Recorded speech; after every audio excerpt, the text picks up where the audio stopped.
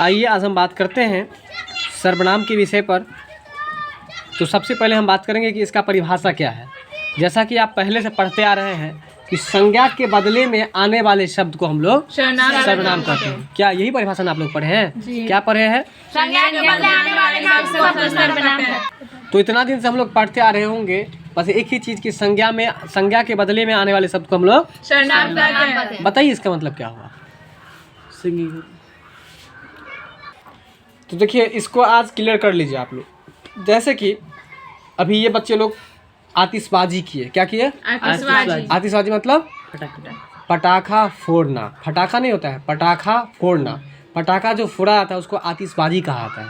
ठीक है, या मान के चलिए अभी बच्चे खेलते हैं तो हम लोग बोलेंगे कि अगर दो व्यक्ति होगा या एक व्यक्ति होगा तो हम लोग बोलेंगे कि राम खेलता है। क्या बोले? राम खेलता है। क्या बोले हैं? राम खेलता है। लेकिन हम उसका नाम हटा देंगे।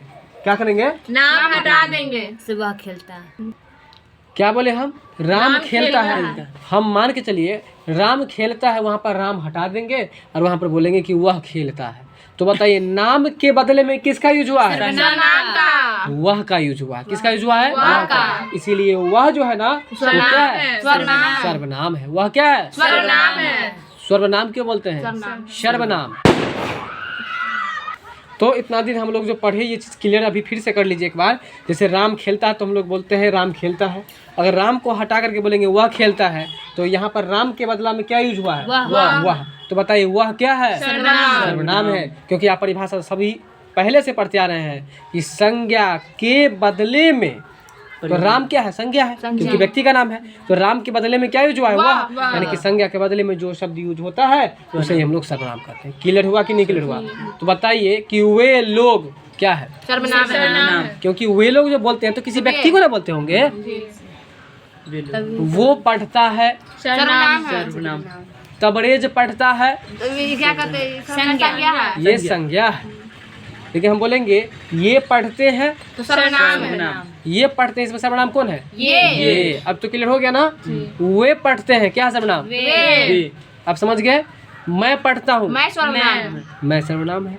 बात समझ में आ रहा है कि नहीं समझ में आ रहा है? यानी कि नाम नहीं हो उसके बदला में जो वर्ड यूज किया गया हो वही आपको सर्वनाम हो जाएगा। क्लियर हो गया? अब चलिए तो देखिए जिन शब्दों का प्रयोग संज्ञा के स्थान पर किया जाता है उसे ही हम लोग सर्वनाम कहते हैं। इसको परिभाषा के दृष्टि से अत्यंत महत्वपूर्ण लेकर के चलिए और परीक्षा में पूछ सकता है कि संज्ञा के बदले में आने वाले शब्द को कहते हैं क्या कहते हैं भाई? सर्वनाम। ठीक है, तो संज्ञा के बदले में आने वाले शब्द को हम लोग क्या कहते हैं?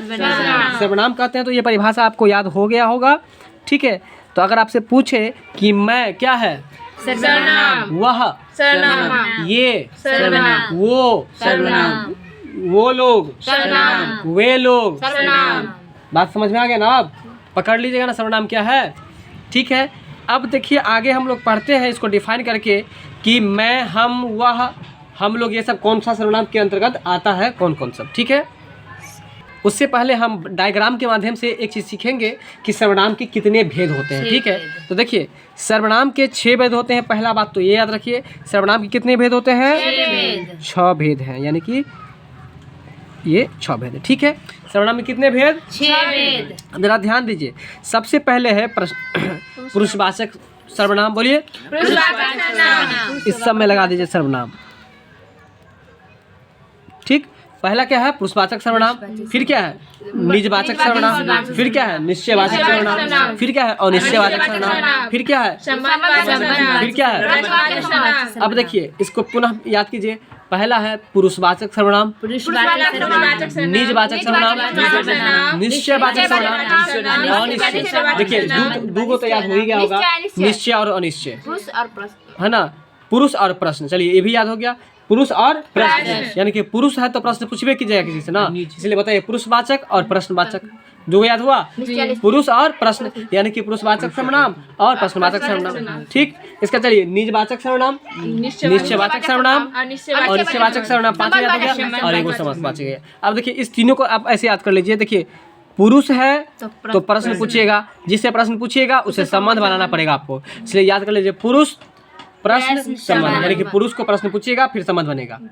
अरे मान के चलिए आपके लिए कोई लड़का देखने के लिए कोई आपके घर से जाएंगे तो किसी पुरुष को देखेंगे तो उससे प्रश्न पूछेंगे तभी तो संबंध बनाएंगे कि लड़का का दिमाग कैसा है नहीं है। सो बात समझ में आ रहा है कि नहीं? तो इसलिए याद कर क्या क्या याद हो गया होगा, पुरुष प्रश्न संबंध। ठीक है, जब जो संबंध बना लीजिएगा तो आपका निजी आदमी हो जाएगा ना, निजवाचक सर्वनाम। तो 4 याद हुआ, इसके बाद निश्चयवाचक और अनिश्चयवाचक। अब बताइए आप लोग फटाफट से।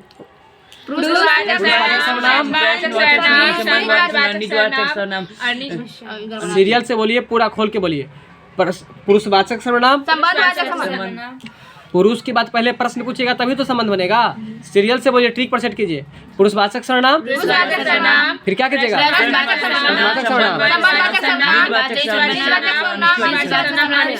अगर समझ में नहीं आता फिर से अगर समझ लीजिए। पुरुषवाचक मतलब तो समझ ही गए होंगे, पुरुष से प्रश्न पूछेंगे पहले तब संबंध बनाएंगे। जब संबंध बना लेंगे तो निजी आदमी हो जाएगा, जब निजी आदमी हो जाएगा तो इसके बाद फिर आगे चलिए निश्चयवाचक सर्वनाम फिर अनिश्चयवाचक सर्वनाम। 6 याद हो गया। ठीक है, तो पुरुषवाचक सर्वनाम, ठीक है, प्रश्नवाचक सर्वनाम, संबंधवाचक सर्वनाम, फिर है निश्चयवाचक, निश्चयवाचक और निजवाचक। क्लियर है? तो बताइए सर्वनाम की कितने भेद? 6। चलिए अब हम लोग चलते हैं परिभाषा को देखते हैं। लिखा है पुरुषवाचक सर्वनाम में क्या है, तो जिन सर्वनाम का प्रयोग व्यक्तिवाचक संज्ञा के स्थान पर होता है। देखिए अब बताइए, आप लोग संज्ञा पढ़े थे ना, व्यक्तिवाचक संज्ञा पढ़े थे। व्यक्तिवाचक संज्ञा किसे कहते हैं?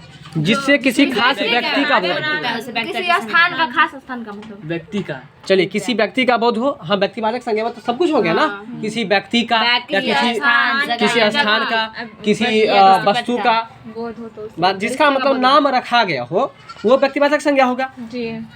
ठीक है, तो व्यक्तिवाचक संज्ञा के स्थान पर जिसका यूज हो उसको ही हम लोग पुरुषवाचक सर्वनाम कहते, व्यक्तिवाचक सर्वनाम कहते हैं, पुरुषवाचक सर्वनाम कहते हैं। ठीक है ना, व्यक्तिवाचक सर्वनाम थोड़ी ना होता है, तो वही संज्ञा। तो व्यक्तिवाचक संज्ञा के स्थान पर आपको जिस चीज का यूज किया गया होगा वो आपको पुरुषवाचक सर्वनाम होगा। अगर आपको यह परिभाषा समझ में नहीं आए तो आप इसको छोड़ दीजिए, आप उदाहरण पढ़ाइए, आपको तुरंत समझ में आएगा। आप प्रश्न पूछता जो है परीक्षा में यही पूछता है, उदाहरण ही पूछता है।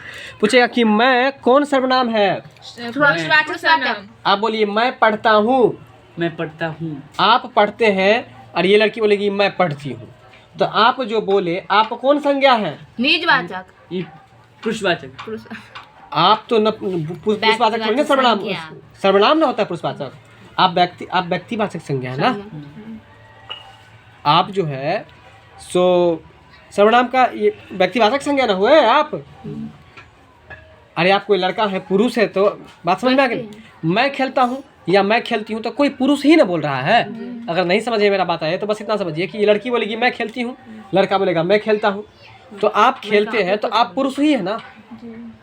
और व्यक्ति का मतलब पुरुष स्त्री दोनों होता है, तो जब पुरुष का बोध हो, बात समझ में आ रहा है, यानी कि मैं जब रहेगा तो मैं कौन बोलेगा? पुरुष बोलेगा, या स्त्री बोलेगी मतलब कोई व्यक्ति बोलेगा। बात समझ में आ रहा है कि नहीं समझ में आ रहा है? इसलिए मैं जो है क्या है, पुरुषवाचक। आप बोले कि मैं पढ़ता हूँ, ये बोले कि मैं पढ़ती हूँ। अब मान के चलिए ये लड़की तो ये भी बोल सकती है ना कि हम भी पढ़ते हैं। क्या बोलेगी? हम भी पढ़ते हैं। तो ये लड़की जो बोली हम भी पढ़ते हैं, तो ये भी एक पुरुष है ना, है ये भी एक व्यक्ति के अंतर्गत है ना आया। तो इसलिए याद कर लीजिए, 2 याद हो गया होगा, एक मैं एक हम। ये कौन सा सर्वनाम है? ये याद हो गया 2। चलिए अब आगे चलते हैं। तुम, यू मतलब तुम भी होता है और आप भी होता है। यू मतलब तुम और आप दोनों होता है। तो देखिए जब तुम याद हो जाएगा तो आप भी याद आ जाएगा। हम बोलेंगे कि तुम पढ़ते हो, तो हम जो किसी को बोल रहे हैं वो व्यक्ति ही है ना। आप पढ़ते हैं तो हम जो किसी को बोल रहे हैं वो व्यक्ति ही है ना। तो इसलिए अब 4 चीज याद हो गया होगा। क्या क्या चीज? मैं, तुम, हम। सीरियल से याद कीजिए, मैं, हम, तुम, आप। 4 याद हुआ। कौन सा सर्वनाम है? 4। अब आगे चलिए, लिखा है कि वह खेलता है, तो हम किसी की तरफ इशारा करके बोलेंगे वह खेलता है, वह खेलती है, तो वो व्यक्ति ही ना कौन होगा। तो इसलिए वह कौन सा सर्वनाम? पुरुषवाचक सर्वनाम। देखिए यह खेलता है, है ना, वे खेलते हैं, ये खेलते हैं। अब अगर आपसे पूछे कि बताइए कि मैं कौन सा सर्वनाम है? हम, तुम, आप, ये, वे, वो। अब समझ में आ गया।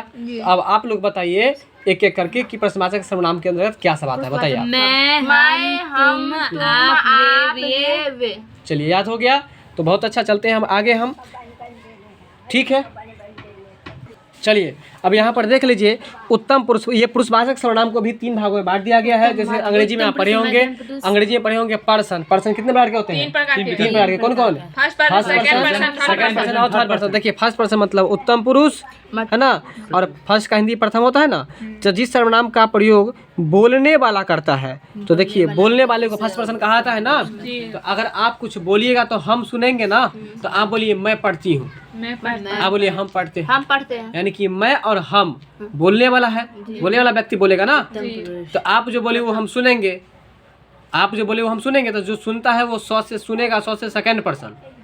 और जिसके बारे में बात करेंगे, जैसे कि बकरी के बारे में बात करेंगे तो बकरी थर्ड पर्सन हो गया, अन्य पुरुष हो गया, अन्य आदमी के बारे में बात करेंगे। हम बोलते हैं या मैं बोलता हूँ, प्रथम पुरुष यानी कि उत्तम पुरुष। बात समझ में आ रहा है? तो देखिए वही पुरुष को यहाँ पर बांट दिया है, इसको पुरुषवाचक सर्वनाम को। ठीक है, तो उत्तम पुरुष के अंतर्गत जिस सर्वनाम का प्रयोग बोलने वाला के लिए करता है, तो जैसे कि मैं और हम, ये तो समझ में आ ही गया होगा है ना। मुझे जाने दो, मुझे जाने दो अगर मान के चलिए, तो इसमें उत्तम पुरुष होगा ना। यह मेरा है, यह हमारा है, यह हमको है ना। हमको मत बोलो, मतलब क्या हुआ कि कोई इसमें जो है सो बोलने वाला बोलता है ना कि हमको भी खाना है, हमको भी जाना है, तो बोलने वाला बोलेगा ना। बात समझ में आ रहा है कि नहीं समझ में आ रहा है? इसलिए देखिए मैं, हम, मुझे, मेरा, हमारा, ये सब क्या है? उत्तम पुरुष वाचक सर्वनाम है। फिर मध्यम के अंतर्गत क्या आएगा? तो आपको बताए थे कि जब सुनने वाला, जो सुनने वाला प्रयोग करता है, देखिए सुनने वाले को हम लोग मध्यम पुरुष कहते हैं। तो देखिए आप जो बोलिएगा तो सुनेगा कौन? वो सुनेगा। तो हम बोलेंगे कि आप सुनिएगा ना, तुम सुनोगे ना, तो इसलिए तुम या आप, कौन सा पर्सन? मध्यम पुरुष यानी कि सेकंड पर्सन। तो सुनने वाला सेकंड पर्सन यानी कि आप, तुम या तू, आपका या तुम्हारा, तेरा, मुझे, ये सब क्या है? Second person. तुझे, ये सब आपको मध्यम पुरुष के अंतर्गत आ गया। समझ रहे हैं कि नहीं समझ रहे हैं? नहीं तो हम बताएंगे फिर से इसको, क्योंकि परीक्षा में यही पूछता है ज्यादा।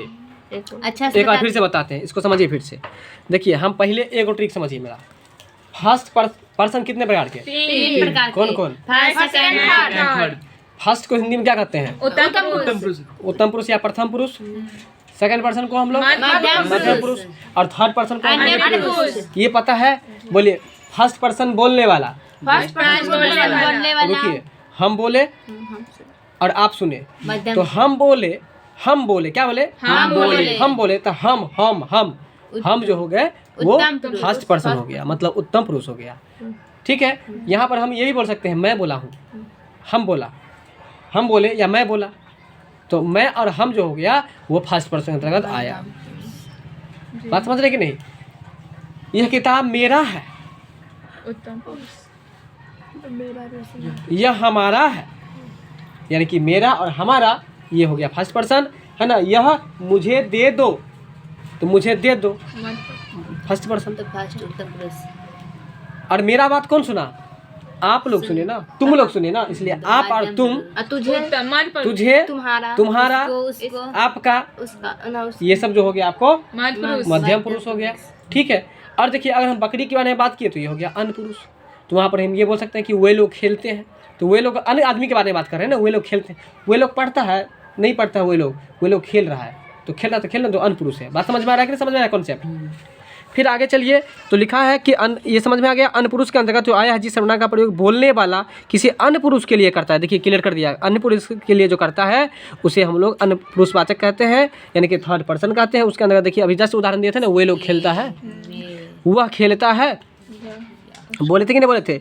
यह खेलता है, उसका, यह उसका है, यह उसकी है, उसे दे दो, इसे दे दो, आदि ये सब जो है सो अन्य पुरुष के अंतर्गत आएगा। ये कॉन्सेप्ट समझ गए होंगे आप लोग। तो हम आगे चलिए लिखा है निजवाचक सर्वनाम। देखिए निजवाचक बोलने से ही स्पष्ट होता है कि जो पुरुषवाचक सर्वनाम अपनेपन का बोध कराता हो। देखिए अपनेपन थोड़ा अच्छा नहीं लग रहा है, अपनापन कर लीजिए इसको।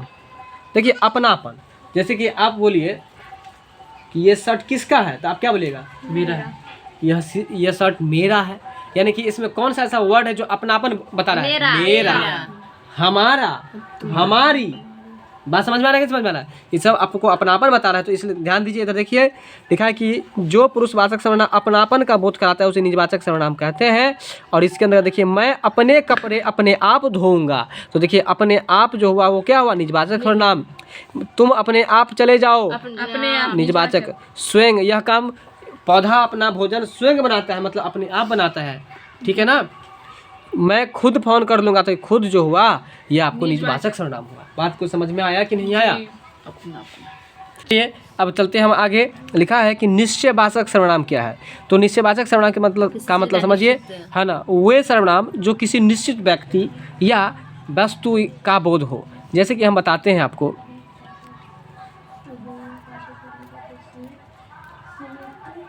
राम वहाँ खेलता है,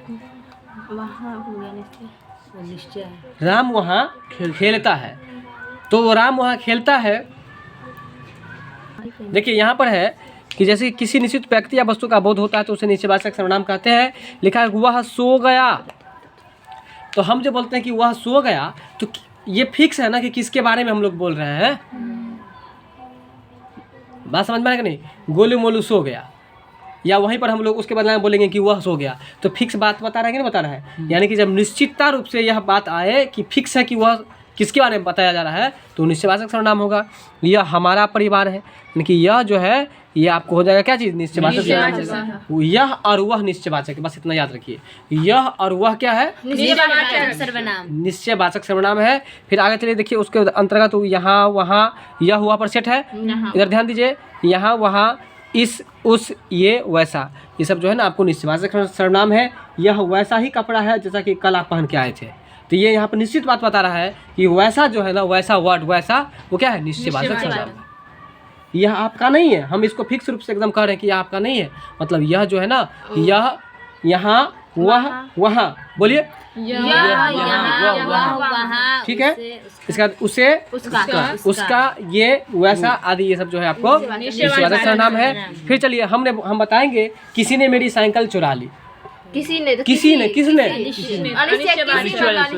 मुझे कुछ रुपया दे दीजिए, मुझे कुछ रुपया दे दीजिए। कुछ रुपया में कितना रुपया दे दे, कोई फिक्स नहीं है, कुछ फिक्स नहीं है। बात समझ में आती है? अनिश्चयवाचक सर्वनाम, ठीक है। तो वही लिखा है कि अनिश्चयवाचक सर्वनाम किसे कहेंगे? जिन सर्वनामों से किसी निश्चित व्यक्ति वस्तु का बोध नहीं हो, है ना, जिस सर्वनाम से किसी निश्चित व्यक्ति या वस्तु का बोध न हो। देखिए मौसरी भैया इसको कहा जाता है परिभाषा के दृष्टि से, उसे अनिश्चयवाचक सर्वनाम कहते हैं। जैसे कि कोई छात्र स्कूल जा रहा है, तो कोई मतलब कौन? भिखारी को कुछ दे दो, भिखारी को कुछ दे दो, कुछ दे दो, कुछ पता नहीं है कि आखिर क्या दे, हम फिक्स नहीं है, कुछ दे दो, दाल चावल पैसा रुपया असरफी कुछ भी दे दो। बात समझ में आ रहा है? तो ये कोई और कुछ जो हुआ, ये कौन सा सर्वनाम हुआ? अनिश्चयवाचक सर्वनाम हुआ। चलिए अब है संबंधवाचक सर्वनाम। संबंधवाचक सर्वनाम में समझिए, जिस सर्वनाम से वाक्य में किसी दूसरे सर्वनाम से संबंध स्थापित होने की बात हो, उसे संबंधवाचक सर्वनाम कहते हैं। जैसे देखिए, वह कौन है जो रो पड़ा, वह कौन थी जो साइकिल लेकर के आई थी, तो वो आपकी सिस्टर थी ना। तो मतलब आपको और आपकी सिस्टर से क्या हो रहा है? संबंध बन रहा है। तो वही बात यहाँ पर बता रहा है कि वह कौन है जो रो पड़ा। तो यहाँ पर जो है सो जो वर्ड जो है, जो वर्ड जो है और वह वर्ड जो है, ये आपको संबंध बता रहा है। क्या बता रहा है? संबंध बता रहा है। ठीक है, वह को छोड़ दीजिए, वह को कट कीजिए। जो है ना, जो वो संबंधवाचक सर्वनाम है। नहीं समझ में आया? जो साइकिल लेकर के आप आए थे वो आपके बहन का है, मतलब बहन और साइकिल का संबंध बन गया ना, जो से बना ना। बात समझ में आ रहा है कि नहीं? देखिए, जो करेगा सेवा सो पावेगा मेवा। तो जो है, तो जो मतलब कि सेवा का संबंध किससे है? मेवा से। तो इसमें संबंध कौन जोड़ रहा है? जो। ठीक है, तो जो है वो संबंधवाचक है। बात समझ में आ रहा है? नहीं समझ में आया? चलिए, तो जो करेगा, देखिए जो मेहनत करेगा वो परीक्षा में पास करेगा। इसमें कौन सा संबंधवाचक सर्वनाम? जो। बात समझ में आ रहा है? आगे है प्रश्नवाचक सर्वनाम। ठीक है, ये तो इंटरमीडिएट के लिए बहुत ही ज़्यादा महत्वपूर्ण है, बहुत पूछता है, और मैट्रिक के लिए भी। प्रश्नवाचक सर्वनाम मतलब जिस सर्वनाम से प्रश्न पूछने का बोध हो, वे सर्वनाम जो वाक्य को प्रश्नवाचक बना देते हैं, जिनका अर्थ प्रश्नवाचक हो, उसे ही प्रश्नवाचक सर्वनाम कहते हैं। जैसे कौन आता है, तो इसमें कौन सा ऐसा वर्ड है जो प्रश्न पूछने का बोध हो रहा है? कौन है ना, कौन, क्या, कैसे, ये सब आपको प्रश्नवाचक सर्वनाम हो जाएगा। बात समझ में आया? ठीक है, देखिए यहाँ पर तो कौन आता है, तुम क्या खा रहे हो, तुम कहाँ जा रहे हो, कहाँ भी तो है संबंधवाचक सर्वनाम। तो क्यों, कहाँ, कैसे, ये सब कौन सा सर्वनाम है? प्रश्नवाचक सर्वनाम है। ठीक है, तो बताइए जो कौन सा सर्वनाम है, जल्दी बताइए। संबंधवाचक है। मेरा कौन सा सर्वनाम है? पुरुषवाचक। तुम्हारा पुरुषवाचक। अगर पुरुषवाचक में बोलते तुम्हारा कौन सा सर्वनाम, मतलब कौन सा पुरुष है तब? नहीं, मध्यम पुरुष। चलिए अब है यहाँ पर, अब हम लोग जो कुछ भी पढ़े हैं उसको ज़रा टेस्ट कर लेते हैं और आप सभी लोग कमेंट्स करके ज़रूर बताइएगा कि आपको कितना प्रश्न सही हुआ है। तो देखिए पहला प्रश्न है, तू और तुम। तू और तुम जो है वह सर्वनाम कौन सा सर्वनाम है, बताइए। तुम और तुम पुरुषवाचक है ना, हमने बोले थे कि तुम खेलते हो, तो ये प्रश्नवाचक सर्वनाम हुआ। प्रश्न देखिए ये पुरुषवाचक सर्वनाम हुआ। प्रश्नवाचक तो कभी हो नहीं सकता है, संबंधवाचक तो कभी हो नहीं सकता है, निजवाचक तो कभी हो नहीं सकता है, तो होगा क्या? पुरुषवाचक सर्वनाम। कि तू और तुम जो है वो कौन सा सर्वनाम है? पुरुषवाचक है। पता है क्या प्रश्नवाचक होगा? नहीं। प्रश्नवाचक में क्या होगा बताइए? क्या, क्यों, कहाँ, कैसे, ये सब होगा। ठीक है। निजवाचक होगा? नहीं। हमारा रहता तो निजवाचक होता, तुम्हारा रहता तब निजवाचक होता। बात समझ में आ रहा है कि नहीं? अब चलिए, लिखा है कि निम्न में निजवाचक सर्वनाम के भेद हैं। तो निजवाचक, तो आप जैसे कि आपने ही मेरी कलम चुराई है, तो एकदम निश्चित हो गया। बात समझ रहे कि निजी की बात हो रही है। निजवाचक के अंतर्गत जो है ना, ये निजवाचक के अंतर्गत याद रखिएगा। ठीक है, ये आप जो है ना वो निजवाचक है। बात समझ में आ रहा है?